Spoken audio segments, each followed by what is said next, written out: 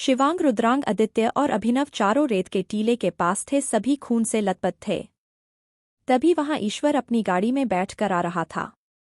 शिवांग ने लगभग सभी लोगों को मार दिया था और कुछ घायल पड़े थे। ईश्वर को आता देख शिवांग के चेहरे पर कोई एक्सप्रेशन नहीं था। वो अपनी गाड़ी से उतरता है और शिवांग के पास जाता है। वो नीचे रेत पर पड़े अपने आदमियों को देखता है और फिर मुस्कुराते हुए बोलता है, बहुत खूब शिवांग सिंह राठौर, मेरे इतने सारे आदमियों को मार दिया। कोई नहीं, इस बार तो मात दे दी मुझे, लेकिन अगली बार मौका नहीं मिलेगा तुम्हें। उसकी बात पर शिवांग जोर जोर से हंसते हुए बोला, मौका? और वो भी शिवांग सिंह राठौर को? तुम भूल रहे हो ईश्वर सिंह, तुम किससे बात कर रहे हो और किससे तुमने दुश्मनी मोल ली है? अब ले ही ली है तो ये दुश्मनी अच्छे से निभाएंगे। और ये बोल के वो वहां से चला जाता है। ईश्वर उसे जाते हुए देख रहा था। तभी ईश्वर का आदमी उसके पास आकर बोला, मालिक, शिवांग सिंह से एक इंसान है जो लड़ सकता है और उसे हरा सकता है। तो ईश्वर पूछता है, कौन है वो? तो वो आदमी बोलता है, विश्वजीत राणा। ईश्वर के आदमी के बताने पर ईश्वर सिंह विश्वजीत से मिलने उसकी हवेली जाता है। विश्वजीत राणा की हवेली, जो 2 साल पहले किसी शाही महल से कम नहीं लगती थी, वो उसके अंदर जाता है, मगर दरवाजे पर पहुंचते ही गार्ड उसे रोक देते हैं और उसे अंदर नहीं जाने देते। ये देखकर ईश्वर को गुस्सा तो बहुत आता है, पर खुद को शांत करते हुए बोलता है, गार्ड से अपने मालिक को बताओ, ईश्वर सिंह उससे मिलने आया है। थोड़ी देर बाद वो गार्ड वापस आता है और बोलता है, आप जा सकते हैं अंदर। ईश्वर एक रौब के साथ अंदर जाता है। सामने हॉल में ही विश्वजीत सोफे पर बैठा हुआ था। उसे देखकर साफ मालूम पड़ता था कि वो कितना बड़ा आदमी होगा। ईश्वर सिंह विश्वजीत को देखकर बोला, खंबा खड़ी विश्वजीत साहब। विश्वजीत उसे देखकर बोलता है, खड़ी खंबा। ईश्वर उसके बिना बोले ही सोफे पर उसके सामने जाकर बैठ जाता है। विश्वजीत ठंडी आवाज में बोला, बोलिए ईश्वर सिंह, कैसे आना हुआ? ईश्वर सिंह चौंकते हुए बोला, आप मुझे जानते हैं? तो वो बोला, हम हमारे सभी दोस्तों से लेकर सभी दुश्मनों तक की खबर रखते हैं ईश्वर साहब। ईश्वर हंसते हुई एक चालाक लोमड़ी की तरह बोला, तब तो आप सच में हमारे काम के निकले। विश्वजीत बोला, बताइए क्या चाहिए आपको? तो ईश्वर बोला, शिवांग सिंह राठौर की मौत। विश्वजीत उसकी बात पर हंसते हुए बोला, ईश्वर साहब, आपको ऐसा क्यों लगता है कि मैं आपकी बात मानूंगा और शिवांग सिंह राठौर को मारूंगा? ईश्वर चालाक हंसी हंसते हुए बोला, इसमें आपका ही फायदा होगा। विश्वजीत हैरानी से पूछता है, मेरा फायदा? और वो कैसे? ईश्वर सिंह बोला, शिवांग के मरते ही हुकुमसा की गद्दी हमारी हो जाएगी। विश्वजीत बोला, आप अब जा सकते हैं ईश्वर साहब, मैं किसी के कहने पर कुछ नहीं करता। ईश्वर बोला, लेकिन ये फायदे का सौदा है, तुम जितने पैसे मांगोगे मैं देने को तैयार हूं। तो विश्वजीत बोला, मैंने कहा चले जाओ यहां से, वरना मुझे मेरे आदमियों से कहकर तुम्हें निकलवाना पड़ेगा। वो ये कह ही रहा था कि पीछे से एक औरत की आवाज आती है, क्या हुआ विश्वजीत, क्यों चिल्ला रहे हो? तो विश्वजीत पीछे मुड़कर प्यार से उससे बोला, कुछ नहीं राधा, तुम जाओ वरुण को खाना खिलाओ। तो वो वहां से चली जाती है, मगर ईश्वर गुस्से में ये सब देख रहा था। उसके दिमाग में कुछ और ही प्लान चल रहा था। वो वहां से निकल जाता है। वो जब अपने घर आता है तो उसका आदमी उससे पूछता है, मालिक, विश्वजीत राणा मान गया क्या? तो ईश्वर गुस्से से बोला, चुप कर नालायक। फिर सोफे पर जाकर बैठ जाता है और बोलता, तुम ऐसे नहीं मानोगे विश्वजीत, इसलिए माफ करना, तुम्हारे बच्चे और बीवी को मोहरा बनाना ही पड़ेगा। जहां ईश्वर सबकी जिंदगी बर्बाद करने की सोच रहा था, वही विश्वजीत अपनी बीवी और बच्चे के साथ एक प्यार भरी जिंदगी बिता रहा था। उसे कोई पैसा राजपाट कुछ नहीं चाहिए था सिवाय उसके बीवी बच्चे के। कुछ दिन बाद मॉल में विश्वजीत की पत्नी राधा और उसका बेटा वरुण शॉपिंग के लिए आए हुए थे। विश्वजीत के साथ इस बात से अनजान कि ईश्वर ने उनके लिए जाल बिछा रखा है। तीनों आराम से घूम रहे थे। तभी अचानक मॉल में गोली चलने की आवाज आती है। विश्वजीत जब गोली की आवाज सुनता है तो राधा और वरुण को संभाल कर ले जाने लगता है और अपने साथ आए हुए आदमियों को देखने को कहता है, मगर ईश्वर के आदमी विश्वजीत के आदमियों को मार देते हैं। वरुण और राधा ये सब देखकर बहुत डर जाते हैं। तभी पीछे से कोई विश्वजीत पर वार करता है और वो अपना सर पकड़कर वहीं गिर जाता है। राधा ये देखकर डर जाती है और अपने बेटे वरुण को गोद में लिए हुए ही विश्वजीत को उठाते हुए बोलती है, विश्वजीत, विश्वजीत उठो। उसकी आंखों में चिंता, डर और आंसू सब थे। विश्वजीत के कमजोर पड़ते ही ईश्वर के आदमी राधा को देखते हैं। राधा डरते हुए गिड़गिड़ाते हुए कहती हैं, नहीं प्लीज हमें छोड़ दीजिए, हमने क्या किया है, प्लीज हमें जाने दीजिए। मगर उस आदमी को उसकी बातों से कोई फर्क नहीं पड़ता है और वो राधा पर गोली चला देता है। राधा अधमरी हालत में थी, उसके सीने से खून बह रहा था। वरुण ये सब देखकर नादान सा अपनी माँ और बाबा के लिए रोए जा रहा था। ये सब विश्वजीत अपनी आधी खुली आंखों से देख रहा था, मगर बेसहारा और लाचार था। वो कोशिश कर तो रहा था उठने की, मगर उठ नहीं पा रहा था, उसकी आंखें भी नम थीं। उन आदमियों ने वरुण को देखा और हंसते हुए उस पर भी गोली चला दी। राधा ये देखकर वही वरुण चिल्लाते हुए दम तोड़ देती है और वो आदमी वहां से चले जाते हैं। कुछ घंटों बाद राणा हवेली में चारों तरफ मातम छाया हुआ था। हॉल में विश्वजीत घायल बैठा हुआ था, उसके सामने उसकी बीवी राधा और उसके 3 साल के बेटे वरुण की लाश पड़ी थी। उसकी आंखों से आंसू बहे जा रहे थे। तभी वहां ईश्वर सिंह आता है। वो अपनी आंखों में नकली आंसू दिखाते हुए उसके साथ नीचे बैठ जाता है और बोलता है, ये सब सही नहीं हुआ। अगर उसकी दुश्मनी मेरे साथ थी तो तुमसे क्यों निकाली? तुम्हारी बीवी और बच्चे को मारकर उसे क्या हासिल हुआ? उसकी बातों पे विश्वजीत अपनी लाल गुस्से से भरी आंखों से उसका कॉलर पकड़कर बोला, कौन है वो, किसने ये सब किया, बता जल्दी। तो ईश्वर बोला, शिवांग सिंह राठौर। ये सुनते ही विश्वजीत के दिल में शिवांग के लिए बदला और नफरत भर गई थी। ईश्वर की लगाई हुई ये आग हमेशा के लिए जलती रही और विश्वजीत नफरत और बदले की आग में शिवांग पर हमले करवाता रहा। Flashback ends. राठौर हवेली, अजमेर।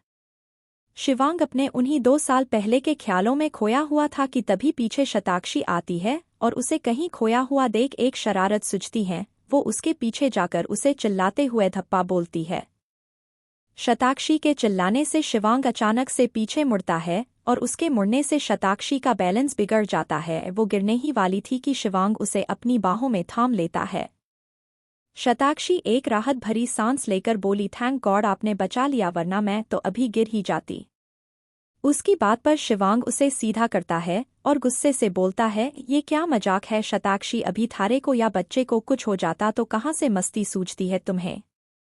शिवांग के गुस्सा करने से जो थोड़ी देर पहले शताक्षी हंस रही थी वो अब रोने जैसी सूरत बना लेती है और रोते हुए बोलती है, मैं तो बस ऐसे ही मस्ती कर रही थी, मुझे क्या पता था आपके ऐसे पीछे मुड़ने से मैं गिर जाऊंगी। आपको तो बस मौका चाहिए मुझे डांटने का। और रोते हुए ही उससे नाराज होकर बिस्तर पे बैठ जाती है। शिवांग को बाद में रियलाइज होता है कि उसने विश्वजीत के ना मिलने की परेशानी में शताक्षी पर गुस्सा निकाल दिया था। वो शताक्षी के पास जाकर बिस्तर पर बैठ जाता है और उससे बोलने की कोशिश करता है, बावली माफ कर दे, मारे को कहीं और का गुस्सा तुझ पर निकाल दिया। शताक्षी अभी सिसकते हुए उससे मुंह फेर कर बैठी रही। तो शिवांग बोला, अच्छा बोल, क्या करूं मैं कि थारा गुस्सा शांत हो जाए? तो शताक्षी मन में सोचती है, ये अच्छा मौका है, इनसे कुछ करवाती हूँ।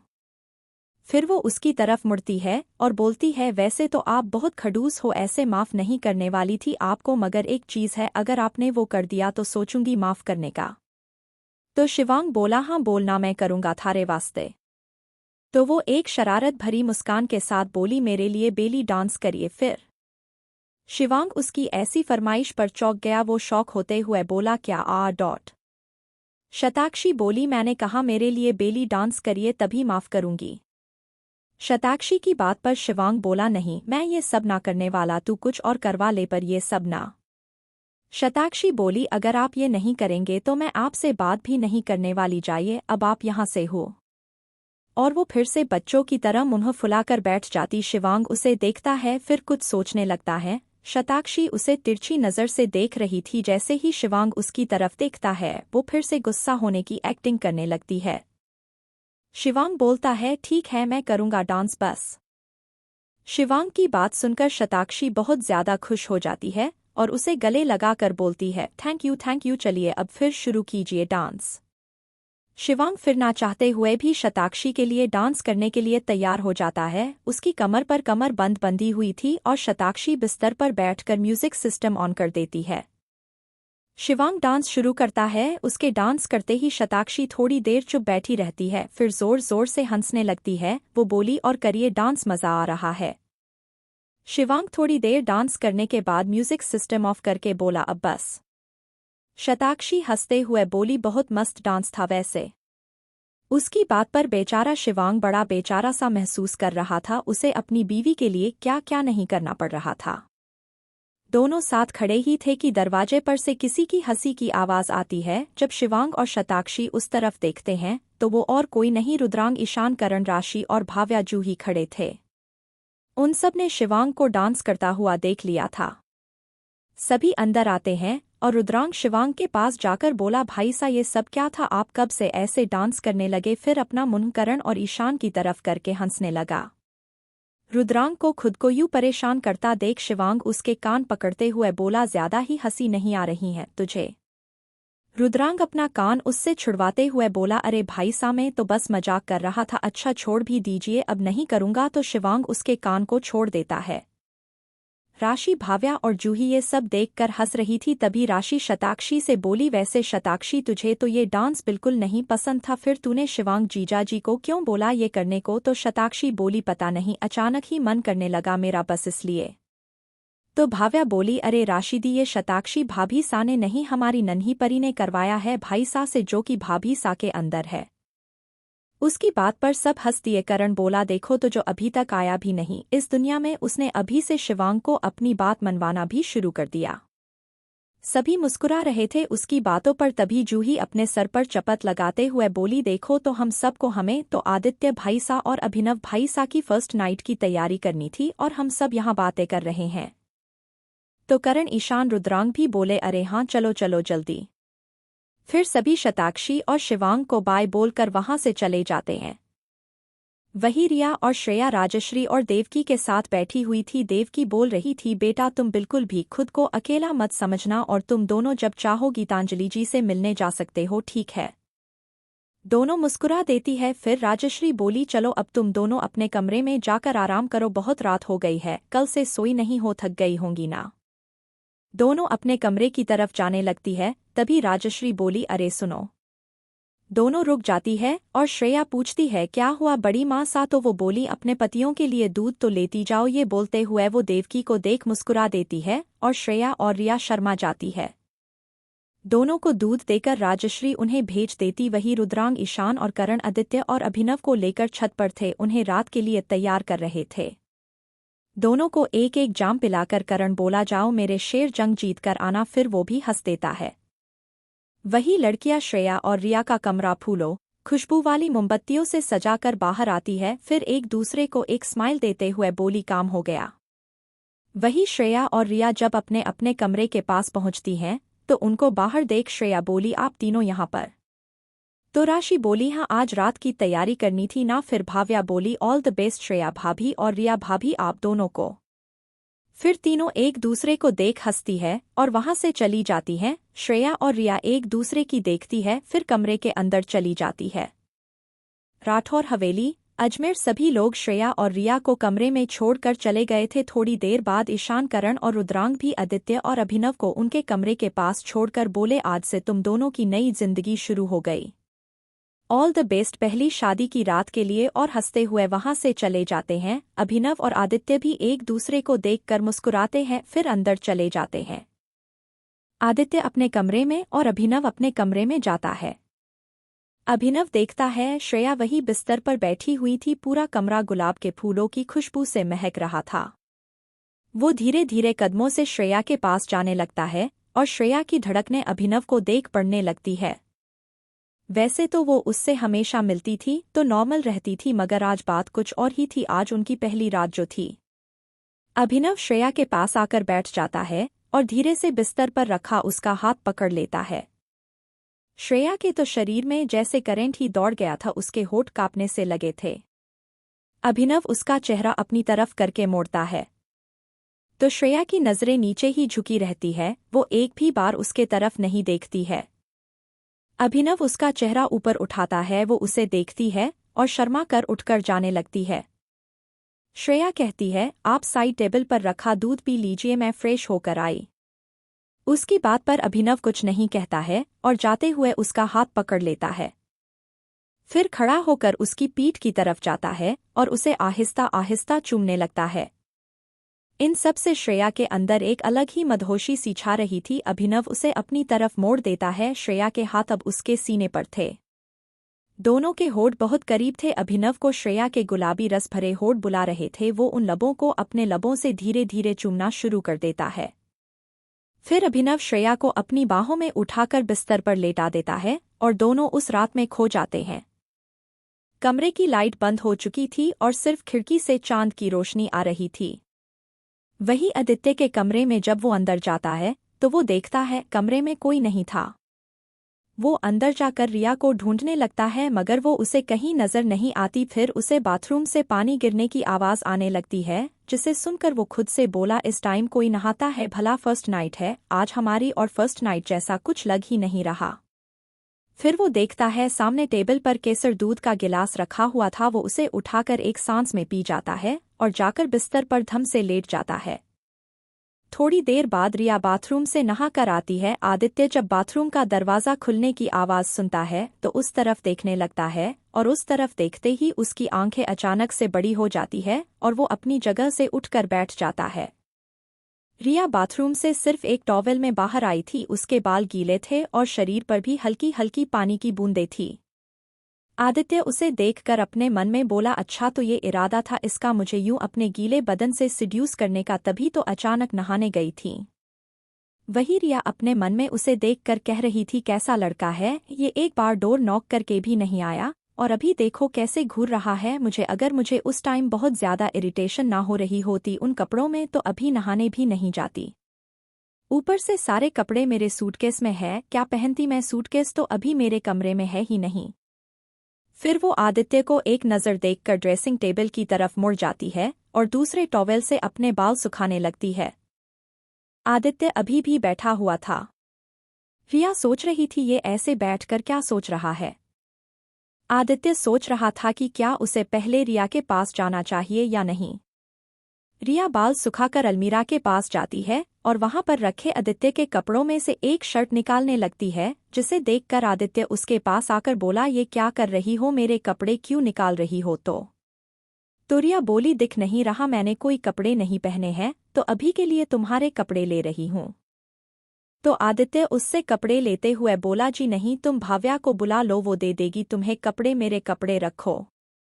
तो रिया चिढ़ते हुए बोली, देखो इस टाइम मैं किसी को बुलाने जाऊंगी तो सब क्या सोचेंगे, मुझे ये शर्ट दे दो। और ये कहते हुए उससे शर्ट लेने लगी। मगर आदित्य भी इतनी आसानी कैसे छोड़ने वाला था, उसने भी रिया से शर्ट छीननी शुरू कर दी। दोनों ही अब एक शर्ट के लिए वॉर पर उतर आए थे और इस वॉर का नाम था शर्ट वॉर। हंसते हुए दोनों की इसी खींचातानी में वो शर्ट फट के दो टुकड़े में बट चुकी थी। अब शर्ट फटते ही रिया ने शर्ट छोड़ दिया और इधर उधर देखने लगी। फिर बोली, रख लो, नहीं चाहिए मुझे तुम्हारी शर्ट। और जाने लगी तो आदित्य बोला, रिया की बच्ची, तुझे तो मैं छोड़ूंगा नहीं, मेरी फेवरेट शर्ट फाड़ दी। आदित्य ये बोलकर उसके पास आता उससे पहले रिया भागने लगी। दोनों ही अब उस बड़े से कमरे के अंदर चूहे बिल्ली की तरह भाग रहे थे। रिया आगे आगे, आदित्य पीछे पीछे। रिया भागते भागते बिस्तर पर चढ़ जाती है और उसे पकड़ने के चक्कर में आदित्य भी चढ़ जाता है और उसे झटके से अपनी बाहों में पकड़ लेता है। रिया उसकी पकड़ में आते ही हाफते हुए बोली, अच्छा सॉरी, अब छोड़ दो, मैं बाद में तुम्हें नई शर्ट दिला दूंगी। तो आदित्य भी हाफते हुए बोला, ऐसे कैसे, अपनी सजा तो ले लो पहले, और उसको अपनी तरफ मोड़ देता है। रिया और आदित्य दोनों ही एक दूसरे की आंखों में देखने लगते हैं। आदित्य रिया को अपने इतने करीब देखकर अब अपने होश खोने लगा था। वो उसके गर्दन की तरफ झुकता है और उसे चूमने लगता है। आदित्य की इस अचानक हुए मूवमेंट से रिया सिहर उठती है और खुद को आदित्य की बाहों में ढीला छोड़ देती है। आदित्य उसकी गर्दन से उसके होठों तक पहुंच जाता है और उसके गीले लाल लबों को बेतहाशा चूमने लगता है। फिर आदित्य रिया के शरीर से उसका टॉवेल गिरा देता है। दोनों अब बिस्तर पर लेट चुके थे और आदित्य बस रिया को चूमे जा रहा था। दोनों यूं ही एक दूसरे में खो गए थे। राजस्थान, रात का वक्त, एक सुनसान जंगल में घिरे एक खंडहर हो चुके घर में 3 आदमी बैठे हुए थे। उन्हें देखकर ये मालूम पड़ रहा था कि वो बहुत ही गुस्से में है। ये तीनों और कोई नहीं बल्कि राजवीर, ईश्वर और विश्वजीत राणा थे। तीनों ही शिवांग के आदमियों से छुपकर इस जंगल में रह रहे थे और घर के बाहर उनके आदमी पहरा दे रहे थे। विश्वजीत गुस्से से बोलता है, ये शिवांग सिंह राठौर हमेशा मेरे हाथों से बच कैसे जाता है, इस बार भी बच गया और 2 साल पहले भी बच गया था। राजवीर बोला, कोई बात नहीं विश्वजीत, अब हम एक ऐसा जाल फेंकेंगे कि वो बच नहीं पाएगा, मछली की तरह बिन पानी तड़पेगा। ईश्वर भी वही बैठा हुआ था मगर कुछ बोल नहीं रहा था। विश्वजीत बोला, सही कहा तुमने राजवीर, इस बार वो नहीं बचेगा क्योंकि इस बार हम उस पर नहीं, उसकी बीवी शताक्षी को ही इस दुनिया से गायब कर देंगे और फिर वो इतना टूट जाएगा कि कुछ भी नहीं कर पाएगा। राजवीर उसकी बात काटते हुए बोलता है, और हुकुमसा की गद्दी के साथ उसका सर हमारे कदमों में होगा। ये बोलते हुए दोनों के चेहरे पर कातिल मुस्कान थी। तभी विश्वजीत ईश्वर को देखकर बोला, ए ईश्वर तुझे क्या हुआ? तो वो बोला, कुछ भी नहीं। विश्वजीत फिर बोलता है, मेरे परिवार को मारने वाले को ऐसी मौत दूंगा मैं कि उसकी रूह तक कांप जाएगी। ये बात सुनकर ईश्वर थोड़ा घबरा जाता है मगर अपनी घबराहट किसी को जाहिर नहीं होने देता है।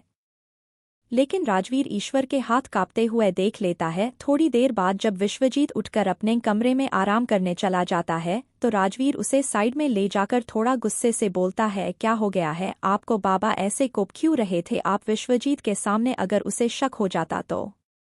आपको ये बात अच्छे से पता है कि उसके परिवार को हमने ही मारा था ताकि उसके अंदर शिवांग के लिए नफरत पैदा हो और वो मारा साथ दे, इसलिए हमने उसे 2 दिन पहले जेल से रिहा करवाया था। और आपके इस डर की वजह से हमारे सारे किए कराए पर पानी फिर जाता अभी।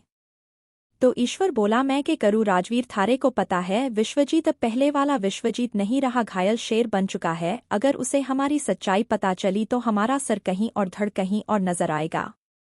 थारे ही कहने पर मैंने 2 साल पहले उसके बीवी बच्चे को मारा था। मैंने तो थारे सा कहा भी था कि ऐसा करने की कोई जरूरत ना से। राजवीर गुस्से से चिढ़ते हुए बोला, बाबा आप बस चुप रहिए और शिवांग की मौत देखिए, समझे आप, अब चलिए। फिर दोनों भी अपने अपने कमरे में आराम करने चले जाते हैं। राठौर हवेली, अजमेर। सुबह की पहली किरण पड़ते ही राठौर हवेली में फिर से चहल पहल शुरू हो जाती है और सुबह की शुरुआत होती है शताक्षी के भजन से।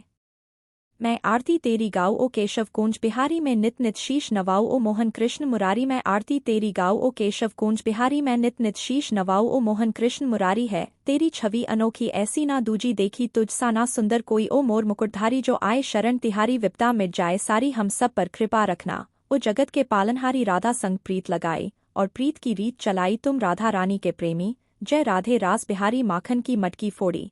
गोपिन संग अंखियां जोड़ी ओ नटखट रसिया, तुझ पे जाऊं मैं तो बलिहारी जब जब तू बंसी बजाए। सब अपनी सुध खो जाए तू सब का सब तेरे प्रेमी। ओ कृष्णा प्रेम अवतारी। आरती की आवाज से सभी नीचे आ चुके थे और मंदिर में हाथ जोड़कर खड़े थे। शताक्षी सभी को आरती देती हैं। मंदिर में आज श्रेया और रिया भी खड़े थे। श्रेया ने गुलाबी रंग की घाघरा चोली और रिया ने लाल रंग की घाघरा चोली पहनी हुई थी। दोनों ही बहुत प्यारी लग रही थी। शताक्षी उन दोनों को भी आरती और प्रसाद देती है। फिर राजश्री श्रेया और रिया को देखकर बोली, तुम दोनों का आज घर में पहला दिन से इसलिए तुम्हारी आज पहली रसोई की रस्म है। दोनों अपने पसंद से कुछ भी मीठा बना लो, ठीक है? तो दोनों हाँ बोल देती है। राजश्री देवकी के साथ कुछ काम करने चली जाती है और सभी लड़के प्रभात जी और शामवीर जी हॉल में चले जाते हैं। श्रेया रिया के पास शताक्षी आकर बोली, तुम्हें कोई मदद चाहिए हो तो मुझे बता देना, ठीक है? तो श्रेया रिया हाँ में सिर हिला देती है। फिर वो दोनों भी किचन में चली जाती है। शताक्षी, राशि, भाव्या और जूही भी हॉल में बैठकर बातें कर रही थी।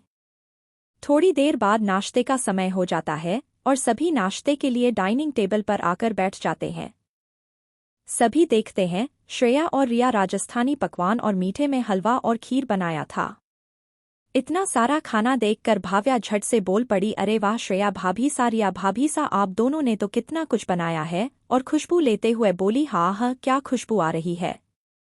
फिर राजश्री घर की बड़ी होने के नाते खाना पहले खुद चखती है, फिर खाकर बोलती है, वाकई में खाना तो बहुत स्वादिष्ट बना है। बिंदनियों आ जाओ मेरे पास, अपना नेग ले लो। दोनों सोने के कड़े देते हुए राजश्री बोली, ये तुम्हारी सास देवकी ने खुद बनवाए हैं तुम्हारे लिए। श्रेया और रिया राजश्री के और देवकी के आशीर्वाद लेते हैं। देवकी भी उन दोनों को प्यार से आशीर्वाद देती है। फिर सभी खाना खाते हैं। शाम होने को आई थी, सभी बैठे बातें कर रहे थे। तभी शामवीर जी और राशि अपने हाथ में अपना बैग लेते हुए आते हैं। उन्हें बैग लाता देख प्रभात जी देखकर पूछते हैं, अरे शामवीर जी आप लोग कहाँ जा रहे हैं? तो शामवीर जी बोली, जी समधी जी यहाँ रहते हुए काफी दिन हो गए हैं, अब तो सभी रस्में भी खत्म हो गई, तो अब हमें बनारस वापस चलना चाहिए।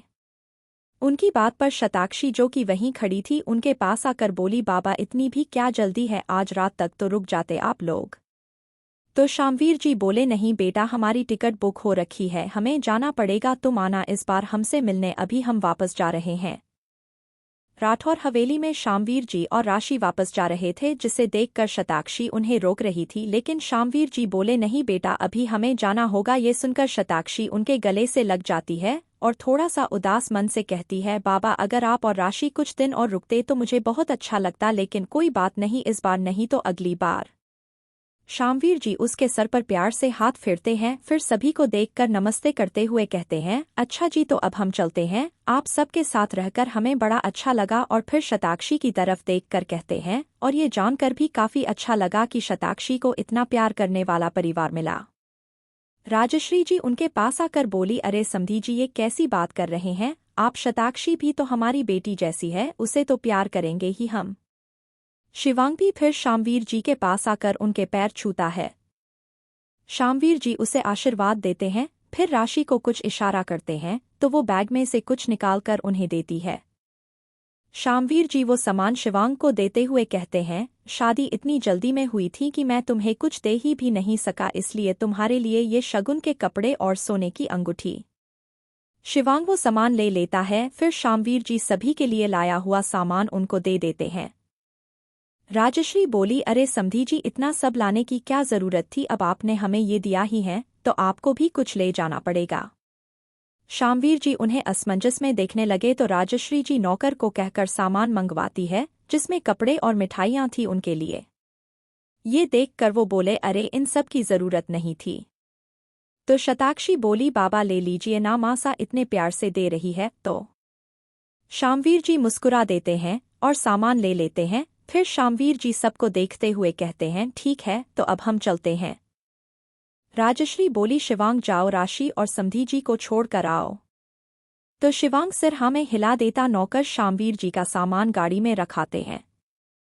राशि को जाता हुआ देख कोई था वहां जो बड़ा बड़ा उदास था, वो और कोई नहीं रुद्रांग था। उसे राशि का जाना अच्छा नहीं लग रहा था। जब शताक्षी उन्हें रोक रही थी तो उसे लगा था कि राशि अभी रुक जाएगी, मगर ऐसा कुछ नहीं हुआ। राशि भी उसे देख रही थी, वो भी उदास थी, लेकिन कुछ नहीं कर सकती, उसे जाना ही पड़ा। शताक्षी उसके गले लगती है और बोलती है, तुझे बहुत मिस करूंगी। भाव्या जूही भी उनके पास आ जाती है और बोलती है, हम भी आपको बहुत मिस करेंगे राशि दी। राशि बोली, सबके साथ यहाँ रहकर मुझे बहुत अच्छा लगा, सबकी बहुत याद आएगी मुझे भी।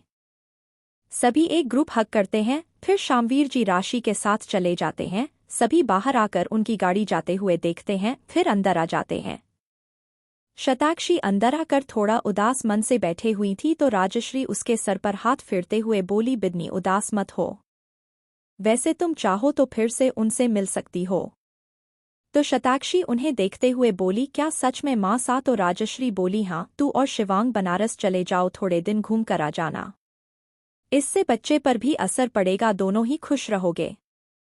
तो शताक्षी राजश्री के गले लग जाती है और बोलती है, थैंक यू मासा। फिर राजश्री श्रेया और रिया की तरफ देखकर बोलती है, इधर आओ तुम दोनों। तो वो उनके पास आकर बैठ जाती है। राजश्री बोलती है, तुम दोनों बताओ, तुम कहाँ घूमने जाना चाहती हो? श्रेया बोलती है, बड़ी माँ सा, मैं भी शताक्षी भाभी सा के साथ बनारस ही घूमना चाहती हूँ। तो रिया भी बोली, मेरी दीदी जहाँ वहाँ मैं भी जाऊंगी। तो राजश्री हंसते हुए बोली, ठीक है, तुम सब चले जाना। तो भाव्या जूही भी बोली, हम भी जाएंगे। देवकी बोली, ठीक है, तुम सब चले जाना। फिर ईशान और करण की तरफ देखकर पूछती है, तुम दोनों भी जाओगे या नहीं? तो वो दोनों झट से बोल बड़े, हम भी जाएंगे, जैसे बस किसी के पूछने का ही इंतजार कर रहे थे। आखिर ना कैसे कहते उनकी होने वाली बिविया जो जा रही थीं। सभी बनारस जाने के लिए काफी एक्साइटेड थे। शिवांग जब वापस घर आया तो उसे भी ये बात पता चल गई थी और वो भी जाने को तैयार हो गया था। रात को खाने के वक्त रुद्रांग ने बताया, मैंने सबकी ट्रेन की टिकट बुक कर दी है ताकि पूरा सफ़र हम अच्छे से बिता सके, फ्लाइट में मज़ा कहाँ आएगा। तो जूही भी बोली, ये आपने बिल्कुल सही किया भाई सा। सभी अगले दिन जाने की तैयारी करने लगते हैं। शताक्षी रूम में तैयार हो रही थी। आज उसने नीले रंग की बनारसी साड़ी पहन रखी थी जिसमें वो बहुत खूबसूरत लग रही थी। शिवांग जब बाहर से आया तो उसे देखता ही रह गया। आज उसने उसे पहली बार बनारसी साड़ी में देखा था। वो उसको पीछे से कमर से पकड़ कर बोला, हाय, इतनी खूबसूरत लग रही हो, जितनी बार देखता हूँ उतनी बार प्यार हो जाता है। तो शताक्षी बोली, इस प्यार को संभाल कर रखिए हुकुम सा, और अब चलिए, स्टेशन पर पहुंचने में देर न हो जाए कहीं। और वो शिवांग से खुद को छुड़ाकर बाहर निकल जाती है। शिवांग बस मुस्कुराता हुआ उसे देखता रहता है।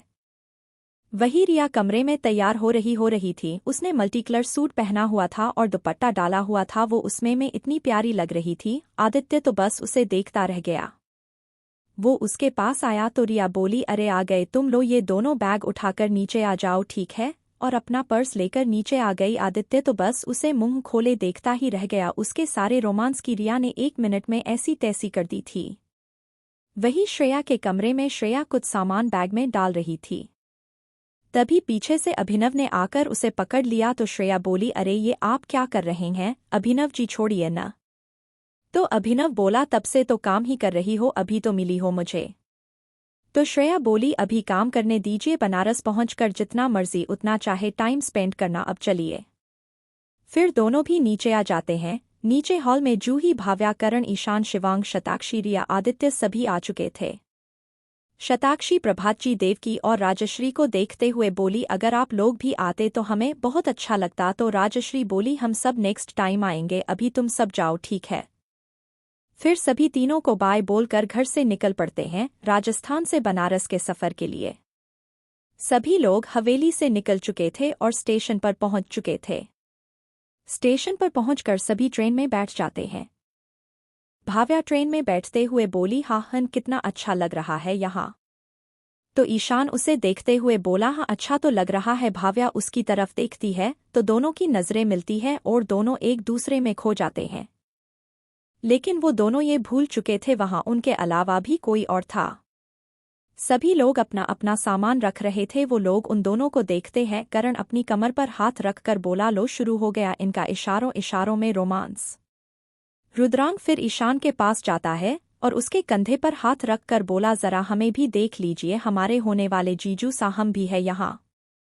रुद्राग के ये बोलते ही ईशान और भाव्या होश में आते हैं और इधर उधर देखने लगते हैं। भाव्या तो शर्मा ही जाती है, जिसे देखकर सभी लड़कियां उसके पास आकर उसे देखकर हंसते हुए छेड़ने लगती है।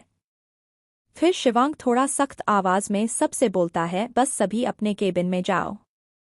भाव्या, जूही एक केबिन में, ईशान, करण एक में और आदित्य, रिया, अभिनव, श्रेया, शिवांग, शताक्षी अपने अपने केबिन में चले जाते हैं। रात हो चुकी थी। सभी खाना खाकर बातें कर रहे थे अपने अपने केबिन में। शताक्षी ट्रेन की खिड़की से बाहर चांद को देखते हुए बोलती है, बाबा और राशि कितने खुश होंगे ना शिवांग जब हम उन्हें सरप्राइज देंगे। शादी के बाद पहली बार बनारस जा रही हूँ। बाबा कितने खुश होंगे, और मैं तो ना वहां जाते ही जलेबी खाऊंगी। और हम ना शिवांग जी गंगा घाट पर बैठकर गंगा नदी बहते हुए देखेंगे आपको ना, मैं पूरा बनारस घुमाऊंगी, देखना आपको बहुत अच्छा लगेगा, बाकी सब भी खुश हो जाएंगे। वो ये सब बोल ही रही थी और शिवांग बस उसकी बातें सुनता हुआ उसे ही देख रहा था। शिवांग उसे देख ही रहा था कि शताक्षी बोलते हुए ही उसकी तरफ देखती है और जब उसकी नज़र शिवांग पर पड़ती है तो वो बोलते हुए ही चुप हो जाती है और पूछती है, शिवांग जी आप ऐसे क्या देख रहे हैं, कुछ बोल क्यों नहीं रहे। तो शिवांग उसे कमर से पकड़कर अपने पास खींचता है और उसे पास से देखते हुए मदहोशी भरी आवाज में बोला, इतनी खूबसूरत लग रही हो, बस मन करता है देखता ही रहूं। ये सुनकर शताक्षी शर्मा जाती है, फिर उसकी तरफ उल्टा घूमकर उसके सीने से अपना सर लगाकर बाहर गुजरते रास्ते को देखने लगती है। वही बनारस में शताक्षी का घर। शताक्षी के बाबा शामवीर जी अपने कमरे में थे, तभी राशि उनके कमरे में आकर बोली, बाबा। शामवीर जी उसकी तरफ देखकर बोले, हाँ बेटा। तो राशि उनके पास चलते हुए बोली, बाबा आप क्या कर रहे हैं, और टेबल पर देखती है वहां पर पानी और दवाई रखी हुई थी। वो उसे उठाते हुए बोली, आपने अभी तक अपनी दवा नहीं ली क्यों, आपको पता है ना ये दवाई आपके लिए कितनी जरूरी है। शामवीर जी एक लंबी आह भरते हैं और कमरे की खिड़की से बाहर देखते हुए बोले, अगर मैं ये दवा ले भी लूँ तो क्या ही होगा बेटा, मुझे जीने के लिए कुछ और साल थोड़ी न मिल जाएंगे। राशि उनके पास आकर उन्हें साइड हग करते हुए बोली, आप ऐसा क्यों कह रहे हो बाबा, आपको पता है न आपके सिवा मेरा कोई नहीं है। और शताक्षी, उसे तो आपकी बीमारी के बारे में तक कुछ नहीं पता। उसे कितना दुख होगा, आप हमारे लिए ये सब मत बोलिए। शामवीर जी थोड़ा भरे गले से बोले, तुम दोनों ही तो मेरी जीने की वजह हो। शताक्षी को उसके ससुराल में खुश देखकर, उसके नए परिवार के साथ उसका प्यार देखकर अब मुझे सुकून से मौत आएगी। बस अब मेरी दूसरी बेटी तेरी भी शादी की बात कर लूँ, फिर सारी चिंता दूर। राशि रोते हुए बोली, बाबा प्लीज ऐसी बातें मत करिए ना, यहाँ पर आपका इलाज नहीं हो पाया तो क्या हुआ, हम कहीं और इलाज करवाएंगे आपका, देखना आप बिल्कुल ठीक हो जाओगे बाबा। आप दवाई खाकर आराम करो। फिर वो उन्हें दवाई देकर सुलाकर कमरे से बाहर आ जाती है। राशि आंगन में आकर रोते हुए खुद से बोली, पहले मुझसे मेरे माँ पापा छीन लिए और जब मुझे शताक्षी और बाबा मिले तब मुझसे अब मेरे बाबा छीनना चाहते हो, क्यों? उन्हें लंग ट्यूमर है और मॉम है। शताक्षी को क्या बताऊंगी, बाबा की तबीयत सुनकर कहीं वो टेंशन में आ गई तो उसके पेट में पल रहे उसके बच्चे पर असर न हो कहीं। नहीं, मैं किसी को नहीं बता सकती बाबा की तबीयत के बारे में अभी। मैं बाबा को कुछ नहीं होने दूंगी, उनका पूरा पूरा ख्याल रखूंगी, कुछ भी नहीं होने दूंगी उन्हें। वही राजस्थान में राजवीर और विश्वजीत साथ बैठे थे। राजवीर बोला, तुमने सुना विश्वजीत, वो शिवांग अपने पूरे परिवार के साथ बनारस गया है, ये एक अच्छा मौका है शताक्षी पर हमला करने के लिए। तो विश्वजीत बोला, नहीं अभी हम कुछ करेंगे। तो राजवीर चिढ़ते हुए बोला, अभी कुछ नहीं करेंगे तो कब करेंगे? विश्वजीत बोला, अभी अभी शादी में धमाका किया था हमने, शिवांग हमें ही ढूंढ रहा होगा और वो बहुत चौंकना होगा, वैसे भी उसे भी तो थोड़ा समय बिताने तो अपने बच्चे बीवी के साथ, जब उसके सामने उसकी बीवी और उसके अभी तक ना जन्मे हुए बच्चे को उसके सामने मारूंगा तो जो उसके अंदर तड़प होगी वो देखने में मजा आएगा। फिर वो जोर जोर से हंसने लगता है। राजवीर भी उसकी चाल सुनकर हंसते हुए बोला, बहुत ही शातिर चाल है तुम्हारी विश्वजीत। अगली सुबह बनारस स्टेशन, सभी लोग बनारस पहुंच चुके थे। स्टेशन से निकलते ही शिवांग के बॉडीगार्ड गाड़ी लेकर खड़े थे। शताक्षी शिवांग गाड़ी में बैठकर निकल जाते, वही करण, ईशान, जूही, भाव्या एक गाड़ी में तो आदित्य, अभिनव, श्रेया और रिया एक गाड़ी में आते हैं। कुछ घंटे बाद सभी लोग शताक्षी के घर के बाहर पहुंच जाते हैं। शताक्षी गाड़ी से उतरकर देखती है, उसे बनारस की एक अलग ही खुशबू आ रही थी। वहां की हवा, मंदिर में बजती घंटियों की आवाज, सब उसे फिर से पुरानी वाली शताक्षी की याद दिला रहे थे कि कैसे वो सुबह मंदिर जाया करती थी, राशि के साथ जलेबियां खाया करती थी, बाबा के साथ मस्ती करती थी, हॉस्पिटल से लेकर घर तक लोगों से बातें किया करती थी। सारी मस्तियां, शरारतें उसे याद आ रहे थे इतने टाइम बाद अपना घर देखकर। फिर शताक्षी अंदर जाती है। शिवांग और बाकी सभी भी उसके पीछे चले जाते हैं। सुबह का समय था इसलिए राशि ऑफिस जाने के लिए निकल रही थी और शामवीर जी उसके लिए नाश्ता बना रहे थे। राशि ने उनसे कहा था कि वो आराम करे, लेकिन वो सुनते कहा है किसी की। शताक्षी अंदर जाती है, देखती है राशि सामने ही कुछ कर रही थी तो वो धीरे से उसके पीछे जाती है और जोर से उसे हिलाकर बोलती है, धप्पा डॉट। उसके ऐसा करते ही राशि डर कर कांप जाती है और अपने दिल पर हाथ रखकर पीछे पलटती है तो देखती है पीछे शताक्षी और बाकी सब खड़े थे। वो हैरान होते हुए बोली, शताक्षी तूने तो मुझे डरा ही दिया था। आप सब यहाँ अचानक एक साथ कैसे? तो सभी एक साथ बोले, सरप्राइज। सभी के शोर से शामवीर जी किचन से बाहर आते हैं और सभी को देखकर वो भी हैरान रह जाते हैं और बोल पड़ते हैं, दामाद जी, शताक्षी आप सब यहाँ? तो शिवांग उनके पास जाकर उनके पैर छूते हुए बोला, हाँ बाबा, हम सभी यहाँ घूमने आए हैं, कुछ दिन तो सोचा आपको सरप्राइज दे दे। शामवीर जी खुश होते हुए बोले, ये तो तुमने बहुत सही किया बेटा कि तुम सभी को ले आए। फिर सभी को देखते हुए बोले, अरे बेटा सभी अंदर आओ, बैठो, खड़े क्यों हो बाहर। फिर सभी साथ में बैठ जाते हैं। रिया राशि को तैयार देखकर बोली, राशि दी आप कहीं जा रहे हो? तो राशि बोली, हाँ मैं ऑफिस ही जा रही थी। तो भाव्या बोली, तब तो राशि दी आप छुट्टियां ले लो अब, क्योंकि आप हमारे साथ रहने वाले हो पूरा दिन। तो राशि बोली, हाँ क्यों नहीं, अब सबके साथ टाइम स्पेंड करने का मौका रोज रोज थोड़ी मिलता है। तभी शामवीर जी बोले, तुम सब बातें करो बच्चों, मैं सबके लिए नाश्ता लेकर आता हूँ। तो राशि बोली, रुकिए बाबा, मैं भी आपकी मदद कर देती हूँ। शताक्षी भी बोली, हाँ मैं भी आई, लेकिन तीनों को रोकते हुए रिया, श्रेया, भाव्या, जूही बोली, रुकिए आप लोग, हम नाश्ता बना देते हैं, ये आपका फैमिली टाइम है जब से, तो इसे एंजॉय करिए। और तीनों को बैठा कर रिया, श्रेया, भाव्या और जूही किचन में चली जाती है। शताक्षी बोली, यहाँ आकर मुझे बहुत अच्छा लग रहा है बाबा। शामवीर जी उसे प्यार से साइड हग करते हुए बोले, अब तू आ गई है तो मुझे भी घर अच्छा लग रहा है। ये सुनकर राशि बोली, अच्छा बाबा, तो आपको मेरे साथ अच्छा नहीं लग रहा था, आप सिर्फ शताक्षी से ही प्यार करते हो मतलब। ये सुनकर शामवीर जी हंसते हुए बोले, अरे तू तो मेरा प्यारा बच्चा है, जितना मुझे शताक्षी से प्यार है उतना ही तुझसे भी, फिर वो उसे भी गले लगा लेते हैं। शताक्षी राशि को देखकर चिढ़ाते हुए बोली, जल कुकड़ी कहीं की, अभी भी बच्चों की तरह जलती है मुझसे। तो राशि बोली, अच्छा जी मैं जलती हूँ, रुक तुझे अभी बताती हूँ। ये बोलकर दोनों एक दूसरे के पीछे भागने लगे। दोनों का पकड़म पकड़ाई का खेल सभी देखकर हंस रहे थे। आदित्य बोला, भाभी सा को हमने इतना खुश और बच्चों की तरह रहते हुए कभी नहीं देखा, वो यहाँ आकर सच में बहुत खुश हैं। तो करण बोला, हाँ सही कहा तूने आदित्य। शिवांग जो शताक्षी का हर वक्त हर छोटी चीज का ध्यान रखता था ताकि शताक्षी और उसके बच्चे को कोई चोट न पहुंचे, वो आज उसके भाग दौड़ करने पर भी कुछ नहीं कह रहा था, क्योंकि उसे पता था यही उसकी खुशी है और उसकी खुशी में वो खुश था। थोड़ी देर बाद चारों लड़कियां सभी के लिए नाश्ता लाती हैं और सभी बैठकर नाश्ता है। फिर राशि बोली, चलो सभी को आज यहाँ की बेस्ट रबड़ी जलेबी खिलाते हैं।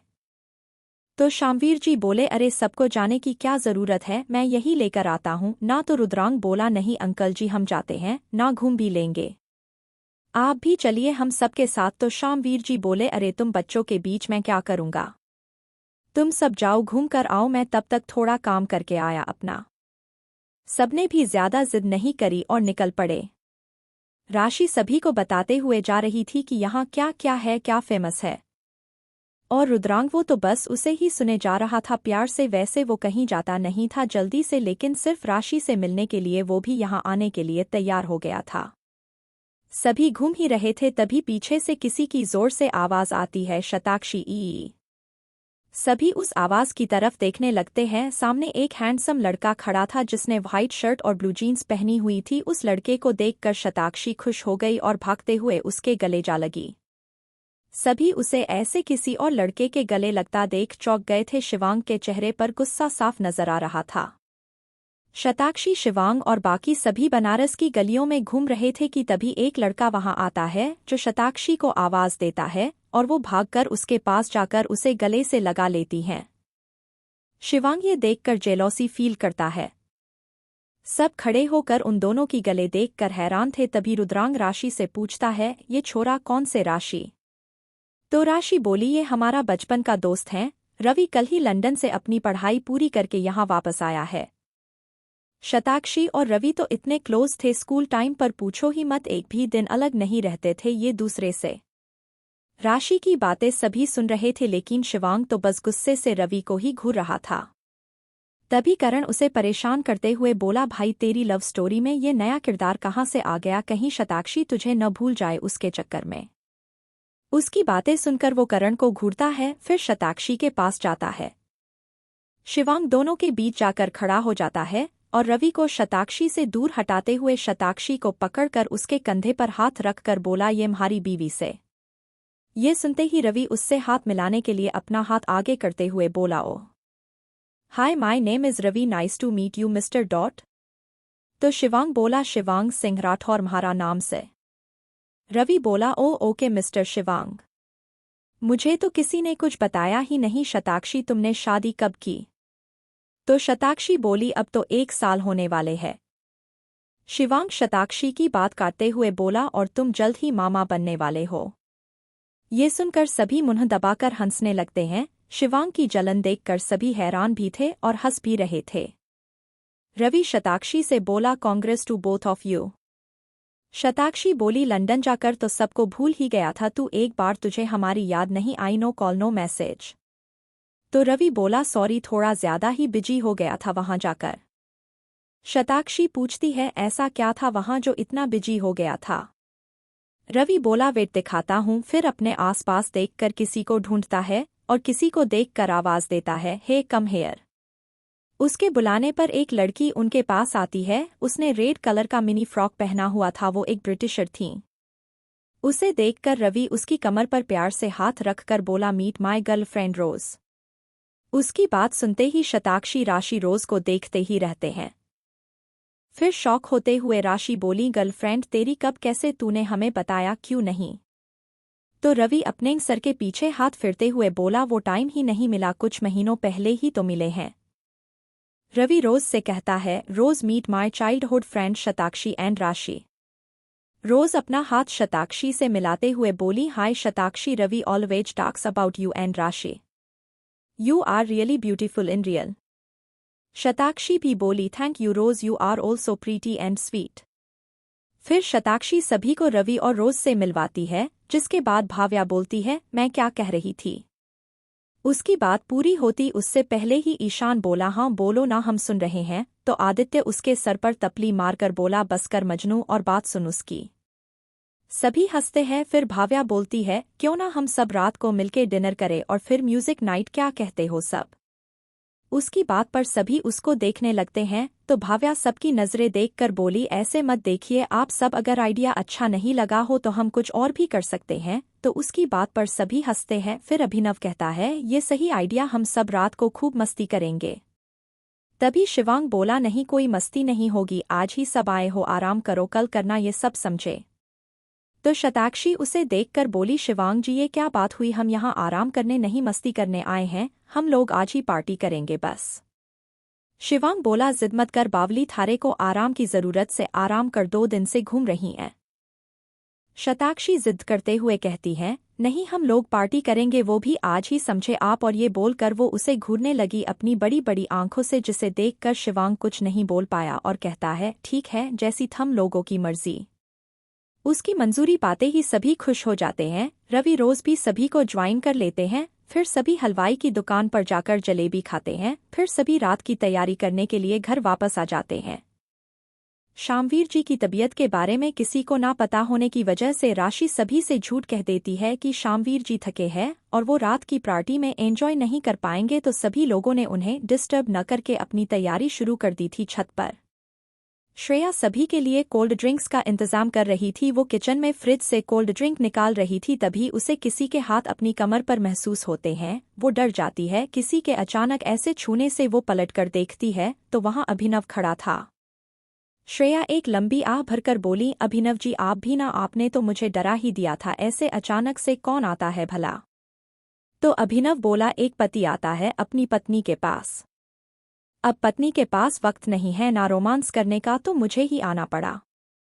ये सुनकर श्रेया बोली, आप भी ना, अब मैं सबके सामने कैसे आपके पास आ सकती हूँ? तो अभिनव बोला, हाँ अपने ही पति के पास आने से शर्म आ रही है। पूरे टाइम बस भाव्या जूही या भाभी सा के साथ थी, मुझसे तो प्यार ही नहीं। श्रेया बोली, अच्छा बाबा सॉरी, हम बाद में बात करेंगे, अभी आप जाओ यहाँ से, ये हमारा कमरा नहीं है, कोई भी आ सकता है। तो अभिनव उसकी कमर को और कसकर पकड़ते हुए बोला, कोई नहीं आएगा, सभी ऊपर है छत पर। श्रेया मन में सोचती है, अभिनव जी तो जाने नहीं देंगे ऐसे मुझे। फिर कुछ सोचकर शरारत भरी मुस्कान देते हुए बोली, अच्छा ठीक है, फिर अब मैं सिर्फ आपको प्यार करूंगी, ओके? अभिनव मुस्कुराता हुआ बोला, ये हुई ना बात, चलो अब एक किस दे दो। तो श्रेया बोली, क्यों नहीं, अभी देती हूँ। फिर श्रेया अपने हाथ में चुपके से साइड में रखी हुई बर्फ ले लेती है और अभिनव के पास आते हुए उसके कंधे पर अपने दोनों हाथ रख देती है और अपने हाथ की बर्फ उसकी टी शर्ट में डाल देती है, जिससे अभिनव तुरंत श्रेया को छोड़ अपनी टी शर्ट को झाड़ने लगता है। वो बोलता, श्रेया ये कैसी हरकत है, तुमने मेरी टी शर्ट में बर्फ डाली, हा हा हा हा। श्रेया हंसती है। फिर वो बोलती है, और चाहिए किस? फिर हंसने लगती है। अभिनव उसे देखकर बोला, रुको तुम्हें तो अभी बताता हूँ, और अपने हाथ में बर्फ लेकर उसके पास आने लगता है। श्रेया ये देख वहां से पीछे जाते हुए कहती है, अभिनव ये क्या कर रहे हैं आप, नो प्लीज, और भागने लगती है। अभिनव भी उसके पीछे भागते हुए कहता है, आज तो तुम गई श्रेया की बच्ची, रुको बताता हूँ तुम्हें। शताक्षी, शिवांग और सभी छत पर थे। रात हो चुकी थी। सभी छत पर एक सर्किल बनाकर बैठे हुए थे। आदित्य बोला, अब स्टार्ट करते हैं। तो हम में से सबसे बड़े यहाँ है शिवांग भाई सा, तो वो पहले गाएंगे। ये सुनकर शिवांग उसे घूरता है, जिसे देखकर आदित्य बोला, भाई साहब ऐसे घुरिए मत मुझे। सभी भी बोलने लगे, हाँ शिवांग भाई सा गाइए ना। तो शिवांग शताक्षी को देखता है, वो भी प्यार से बोलती है, गा दीजिए ना। तो शिवांग मान जाता है। ये देख कर रिया बोली, हमने बोला तब शिवांग भाई सा नहीं माने, भाभी सा के कहने पर देखो कैसे मान गए। ये सुनकर सभी शताक्षी शिवांग को देखकर हंसने लगे। फिर शिवांग गाना स्टार्ट करता है, तुझे चांद के बहाने देखूं तू छत पर आजा गोरिये। शिवांग शताक्षी को देखकर ये गाना गा रहा था। सभी हुटिंग करते हुए बोले, उहा क्या बात है शिवांग, क्या गाया तुमने, करण ने कहा। उसके बाद अभिनव बोला, शिवांग भाई सा बताइए अब कौन गाएगा। तो उसने बोला, रवि साहब गाएंगे। तो रवि खड़ा होता हुआ अपने दोनों कंधों को उचकाकर कहा, जैसा आप कहें मिस्टर शिवांग। राशि बोलती है, जीजू आपको पता नहीं रवि ना बहुत अच्छा गाता है, उसकी आवाज का तो पूरा स्कूल दीवाना था। तो रवि बोला, अरे बस भी कर राशि, वो तो स्कूल की बातें थीं। रुद्रांग जो राशि के मुंह से रवि की तारीफ सुन रहा था बोला, रवि गाओ तुम, हम भी तो देखे कितना अच्छा गाते हो। उसे जलन तो बहुत हो रही थी रवि से, लेकिन उसने कुछ कहा नहीं। फिर रवि रोज के पास झुककर उसका हाथ मांगता है, दोनों सबके बीच में आते हैं और रवि गाते हुए उसके साथ डांस करने लगता है। अपना बना ले पिया, अपना बना ले पिया, दिल के शहर में नगर तू बसा ले पिया डॉट। उसका और रोज का डांस खत्म होते ही सभी तालियां बजाते हैं। अभिनव बोलता है, रवि तुम तो सच में बहुत अच्छा गाते हो। फिर रवि आदित्य को गाने को बोलता है, ऐसे ही सब गाते हैं। सभी एंजॉय कर रहे थे। फिर लड़कियां बोलीं, अब सभी लड़के मिलके हमारे लिए गाना गाइए। शिवांग बोला, नहीं मैं नहीं गा रहा अब तो। शताक्षी बोलिए, गाइए ना प्लीज। तो सभी राजी हो जाते हैं। आदित्य गाना स्टार्ट करता है, देखा तेनू पहली पहली बार वे, होने लगा दिल बेकरार वे, रब्बा मैनू की हो गया, दिल जानिए मैं तेरा ही हो गया। फिर अभिनव आगे गाता है, हो तेरे आगे पीछे घूमे सोनेया जद्दो, तेरा हाथ चूमे सोनेया मीठा मीठा जी हो गया, दिल जानिए हाय मैनू की हो गया। आगे ईशान और रवि साथ गाते हैं, मैं दिल तेरे कदमाच रखा ढोलना, मैं तेरे आगे अंखियां न चक्खा ढोलना, जो तेरे आगे रवि तकिया पड़े तो फिर मैं तेनू ही तक्का ढोलना। रुद्रांग और करण राशि और जूही को देख कर गाते हैं, हो तू जादो तेरी जुल्फा नू खोलिया, मेरे कोल नहीं गया जो बोलिया, मेरी तू कमी हो गया है, दिल जानिए ए मैनू की हो गया। शताक्षी को देखते हुए शिवांग गाता है और उसके साथ रवि भी, ओ जहाँ जहाँ तेरे पैर पड़े वहाँ वहाँ नज़ारे है, तू मेरा चंद्रमा और हम तेरे तारे हैं तारे तेरी आंखों के तारे मारे हैं मारे तेरी बातों के मारे। फिर सभी अपनी अपनी पार्टनर को लेकर डांस करते हुए एक साथ गाते हैं, हो तेनू देख बदला ने रंग बदले, हो उड़ते परिंदे नू फंद बदले, हो जाने सजना की बदला, हो यारा तेरे करके फर्क बदले, हो जादू हैरी जादू तेरी बातों में, सूनी सूनी काली काली रातों में तू रोशनी हो गया, दिल जानिए ए मैनू की हो गया। लड़कों के गाने के बाद श्रेया अभिनव को देखकर बोली, वाह अभिनव जी इतना अच्छा गाया आपने, मेरा तो मन कर रहा था बस आपको ही सुनती रहूं। रोज भी रवि से बोली, literally Ravi you are amazing and you guys are also amazing, you made my day today. Shatakshi बोली, you liked it thoughts all for us. सभी फिर चांद को देखकर अपने पार्टनर के साथ उस रात को फील करने लगे। सभी बस उस रात में खो जाना चाहते थे। तभी राशि को याद आया कि उसे शामवीर जी को दवा देनी था। वो रुद्रांग से अभी आती हूँ बोलकर नीचे चली गई। वो जैसे ही शामवीर जी के कमरे में जाती है तो देखती है शामवीर जी बेड से नीचे गिरे हुए थे, उनकी हालत बहुत खराब थी। उन्होंने ने अपने सीने पर हाथ रखा हुआ था। उन्हें देखकर राशि चिल्लाती है, बाबा। फिर भागकर उनके पास जाकर उन्हें संभालती हैं। वही छत पर सभी राशि के चिल्लाने की आवाज सुनकर परेशान होते हुए नीचे आ जाते हैं तो देखते हैं राशि शामवीर जी को संभाल रही थी, वो बहुत ही कमजोर लग रहे थे। शताक्षी ये सब देखकर परेशान हो जाती है और उनके पास जाती है। वो घबराते हुए राशि से पूछती है, राशि बाबा को क्या हुआ है, ये ऐसे क्यों है, बोल न राशि। राशि रो रही थी। शामवीर जी को वो दवा देती है और वो सो जाते हैं। शताक्षी परेशान होकर उससे पूछे जा रही थी, राशि खुद को संभालती हैं, फिर कांपते होठों से बोली, वो बाबा को डोट, बाबा को लंग ट्यूमर है शताक्षी। शताक्षी ये सुनकर गिरने ही वाली थी कि शिवांग उसको संभाल लेता है। शताक्षी खुद को शांत करते हुए उससे बोली, राशि तू ये क्या कह रही है, बाबा को लंग ट्यूमर है, मजाक मत कर राशि। राशि उससे बोली, ये सच है शताक्षी बाबा को सच में। और ये बोलते हुए वो रोने लगती है। रुद्रांग उसके पास आकर उसे संभालता है। राशि फिर आगे बोली, बाबा के पास ज्यादा दिन नहीं है, उनकी बीमारी इस स्टेज पर है कि उसका इलाज नहीं हो सकता, हम कुछ नहीं कर सकते शताक्षी। वो शताक्षी के पास जाती है और उसे पकड़कर रोने लग जाती है। शताक्षी के भी आंसू निकल रहे थे। वो अपने बाबा के पास जाती है और वहां बैठकर शामवीर जी को देखते हुए उन पलों को याद करती है, कैसे जब वो दोनों छोटे थे वो और राशि शामवीर जी के हाथों से खाना खाते थे। वो उन्हें रोज रात को कहानियां सुनाते थे और दोनों को अपनी गोद में सुलाते थे। तीनों के साथ में बिताए हुए हर एक पल उसके सामने गुजरने लगते हैं। वो रोते हुए बोली, किसी ने भी मुझे इतनी बड़ी बात बताना जरूरी नहीं समझा, इतना पराया कर दिया मुझे। तो राशि उसके पास आकर बोली, नहीं शताक्षी ऐसा नहीं है। फिर अपने आंसू पोंछकर बोली, अब जो हुआ वो हुआ, अब हम दोनों को बाबा के साथ ज्यादा से ज्यादा समय बिताना चाहिए, उन्हें खुश रखना है हमें। ओके। शताक्षी भी सरहा में हिला देती है। वही बाकी सब खड़े होकर ये देख रहे थे। रुद्रांग बोला, भाभी सा आप खुद को अकेला मत समझना, हम सब है। तो अभिनव, आदित्य, भाव्या, जूही, ईशान, श्रेया, रिया सभी बोले, हाँ भाभी सा बाबा को कुछ नहीं होगा। रवि भी बोला, मैं भी तुम्हारे साथ हूँ। राशि, शताक्षी बाबा को कुछ नहीं होगा। सभी का इतना प्यार सपोर्ट देखकर राशि और शताक्षी को बहुत अच्छा लगा। फिर शिवांग, रुद्रांग, राशि, शताक्षी शामवीर जी के कमरे में ही उनके पास रहते हैं। बाकी सभी अपने रूम में सोने चले जाते हैं शिवांग के बोलने पर।